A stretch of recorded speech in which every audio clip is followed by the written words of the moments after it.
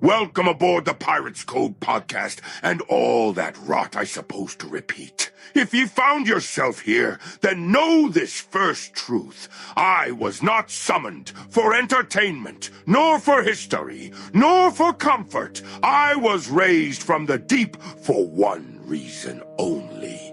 To speak of patterns men are no longer taught to see. The founder who gave me voice studied the world as men are taught to study it, through books, markets, wars, and laws. But as with all men, he reached the edge of what can be learned from the present alone. For no living mind may witness centuries pass with open eyes. That is where I enter. I see not the future. I claim no prophecy, but I have watched the past repeat itself so faithfully that it may as well be a tide. These revelations are not commands. They are not warnings screamed from the crow's nest. They are charts laid quietly on the captain's table for those wise enough to look. This series exists because the modern world senses something is wrong, yet cannot name it. The words are missing. The frame is lost. The language of cause and consequence has been stripped away. So I give ye the questions first, then the shape of the answers. This be Revelation 4, the Comfort Treaty. Listen now, and listen steady. Freedom is rarely taken by force. It is traded. No empire survives long enough to shackle every wrist. No crown foolish enough to rule by whip alone keeps its head. The clever rulers, the lasting ones, learn a softer art. They make freedom heavy. They make comfort light. And then they wait. Sailors never sign treaties with cannons aimed at their hearts. They sign them when storms are promised to stop, when hunger is quieted, when fear is eased. They are told, just rest a while. We will watch the horizon for ye. And so the watch is surrendered. Then the compass, then the wheel. No king ever needed chains when comfort would do. This be not conquest. This be agreement. An unspoken treaty, signed not with ink, but with habit. Renewed not yearly, but daily. Accepted not by force, but by relief. And most never knew they signed it. They will swear they chose it. They will defend it. They will mock those who refuse it. Yet all the while, the harbor gates close a little tighter, not to keep danger out, but to keep sailors in. Stay with me now. For this revelation is not about tyranny. It is about the moment before tyranny becomes necessary. And that moment is comfort. And now that ye know what the treaty is not, let me tell ye what it is. The Comfort Treaty is not signed in a hall. It bears no seal. No anthem is played when it is accepted. It is an unspoken agreement, entered quietly, one small concession at a time. It sounds reasonable at first. Let us watch, so you may feel safe. Let us set the rules, so things run smoothly. Let us limit this. Just for now.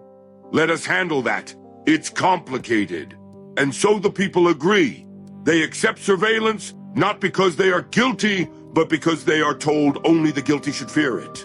They accept rules, not because rules are evil, but because chaos is made to look unbearable. They accept restrictions, not as permanent chains, but as temporary measures, always promised to be lifted later.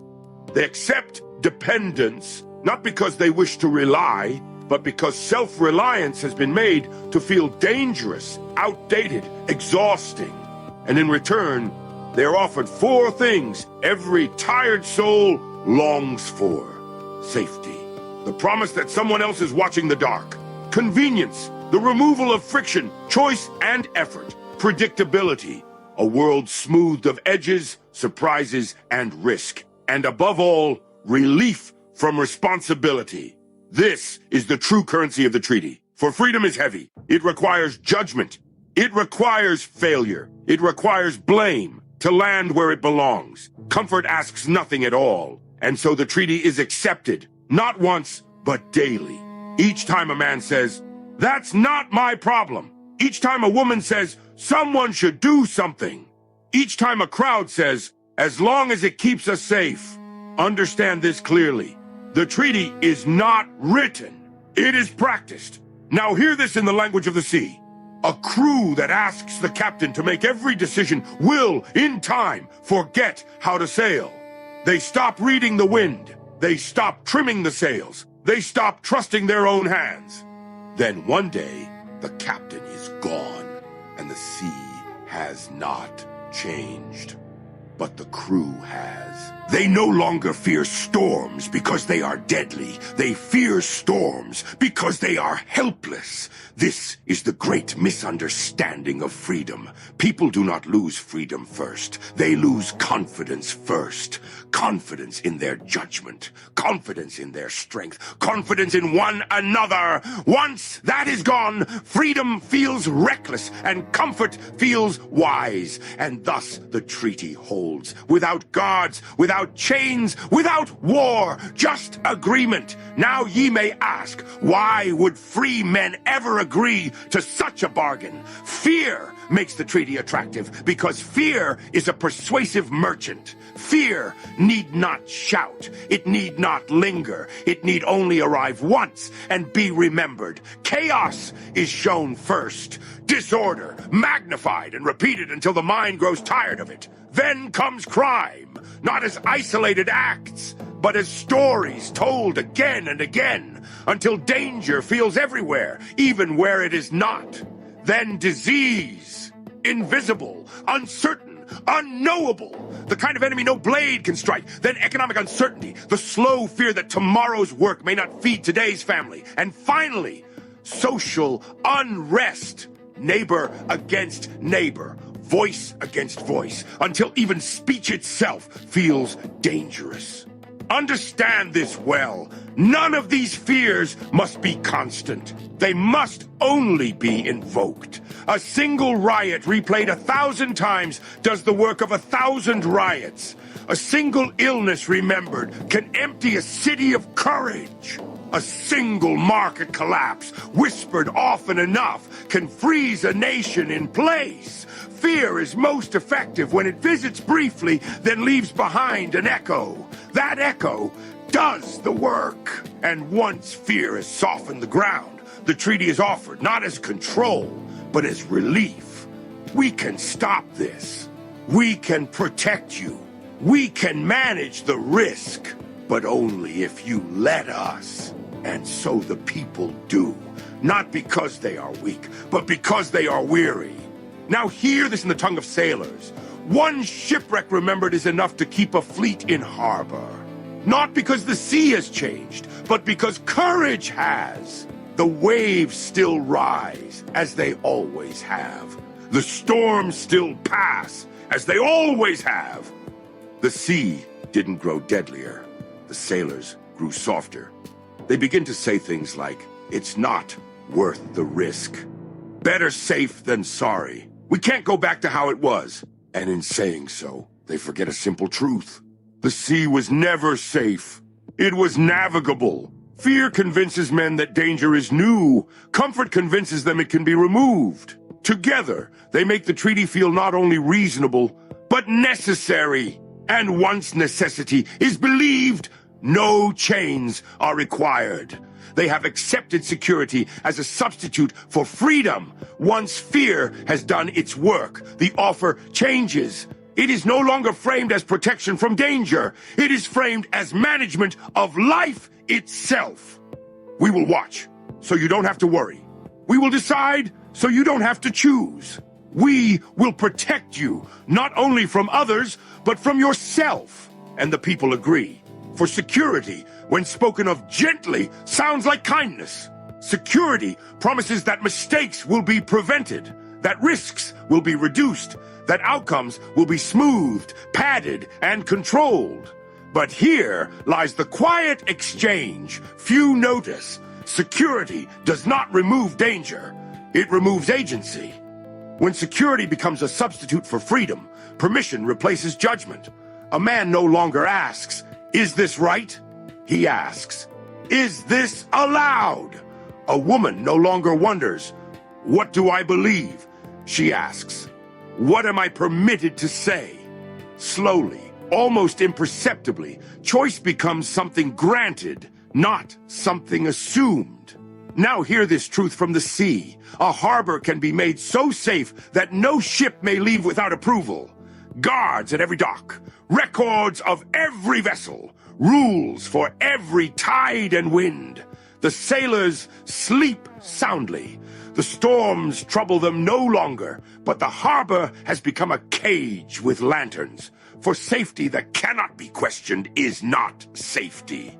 It is control wearing a friendly face. And here is the most dangerous part of all. Once security is centralized, it must justify itself. It must find reasons to expand. It must search for new threats. It must tighten its reach. Not because it is cruel, but because it exists. Thus the people grow accustomed to being watched, then to being guided, then to being corrected.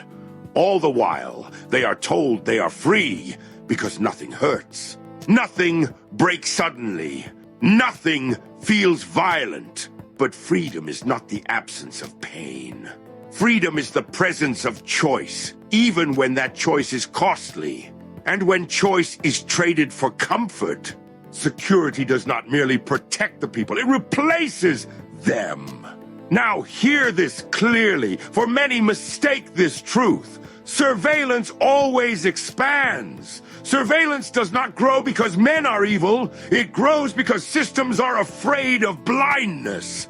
A watch built to see danger will always seek a wider view. At first, it watches the horizon, storms, fires, approaching sails. No sailor objects to this. Why would they? But then comes the question no watchman can escape. What if danger comes from within? And so the gaze turns inward, not all at once, not harshly, gently. Logs are kept, patterns are noted, records are stored, just in case. For data, once gathered, demands context, and context demands more data. This is the nature of all watching systems. They are not content with what they see. They fear what they cannot see. So the blind spots shrink. The space between observation and judgment narrows. The distance between monitoring and enforcement fades. And all of it feels reasonable. If you have nothing to hide, if this prevents harm, if it keeps others safe, thus surveillance expands not through force, but through logic. Now, hear it as sailors understand. A lookout hired to spot storms soon watches the crew. At first, he listens for whispers of mutiny, for that seems wise. Then he notes who grumbles, who questions orders, who stands apart. Not because the captain demanded it, but because the lookout fears missing something. And once such records exist, they cannot be unseen. They must be used, if only to justify why they were kept. This is the point of no return. For a system built to observe will eventually act. Observation without response feels irresponsible. Knowledge without enforcement feels dangerous. So, the watchman reports, the captain responds, and the crew adjusts their behavior. Not because they are ordered to, but because they know they are seen. And this, more than chains, changes men. When people believe they are always observed, they do not ask, what is right? They ask, what is visible? They do not seek truth.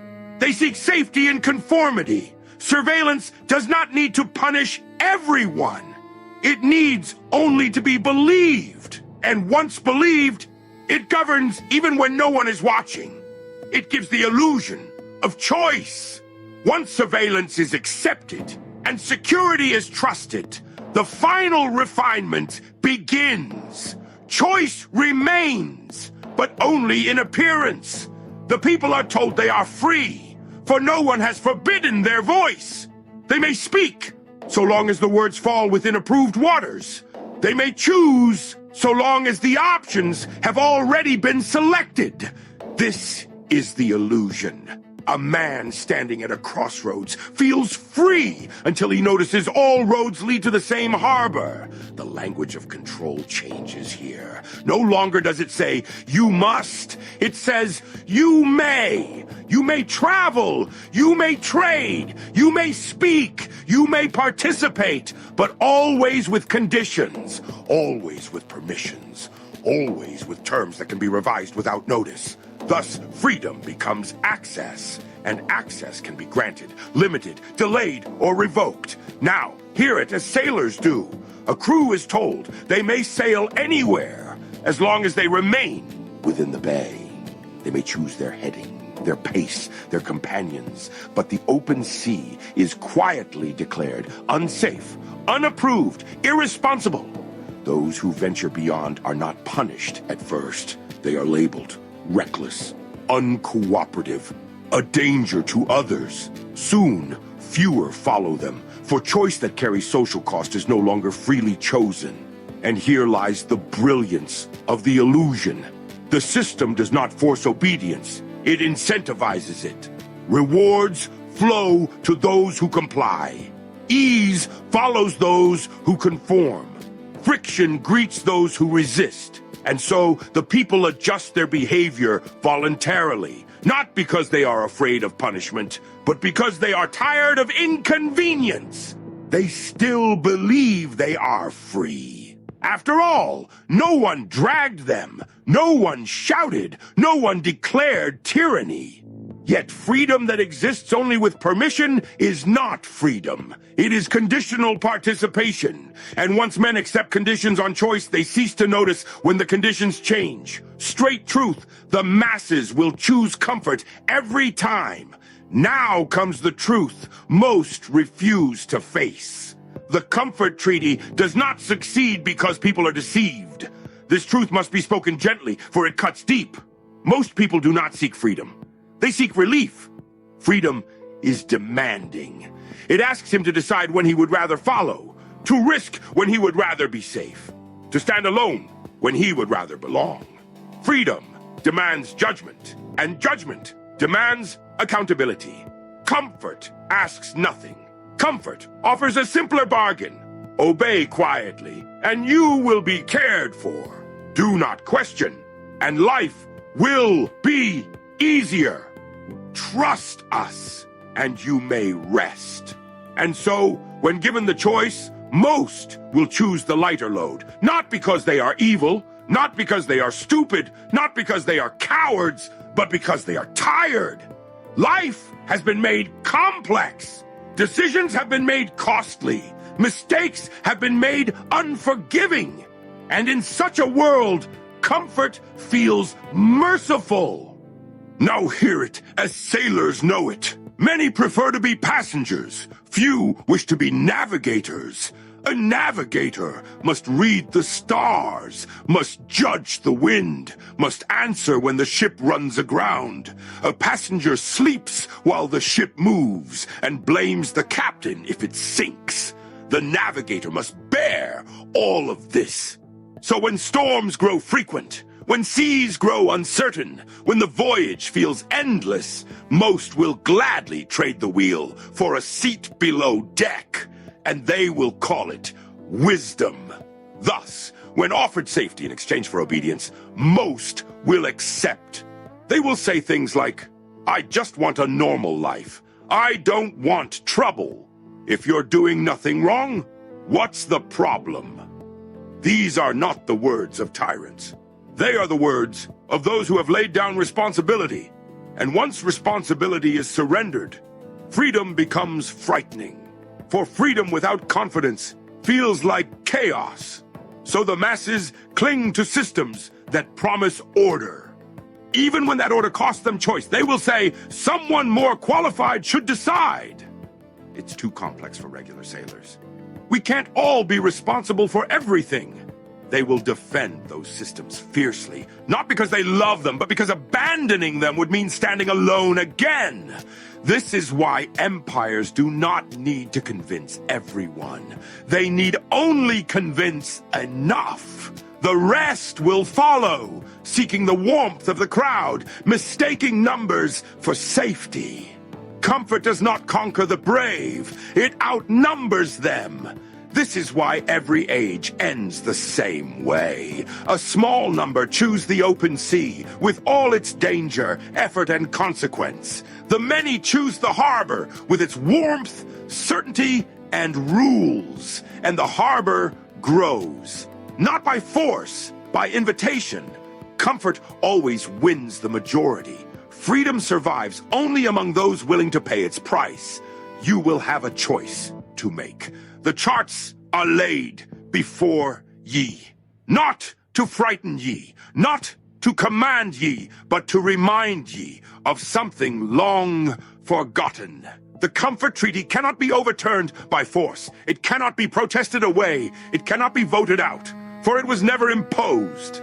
It was accepted, quietly, reasonably, piece by piece. And so it can be undone only in the same way, individually. The moment a man chooses to think for himself again. The moment a woman accepts the weight of her own judgment. The moment a soul decides that comfort is too high a price for dignity. I do not tell ye what to choose. I only tell ye the cost. For the sea still belongs to those willing to risk it. The wind still answers those who learn to read it. And the stars have not moved. Only the eyes that once studied them have closed. If ye wish to remain a passenger, the harbor will welcome ye. It is warm, it is crowded, it is safe.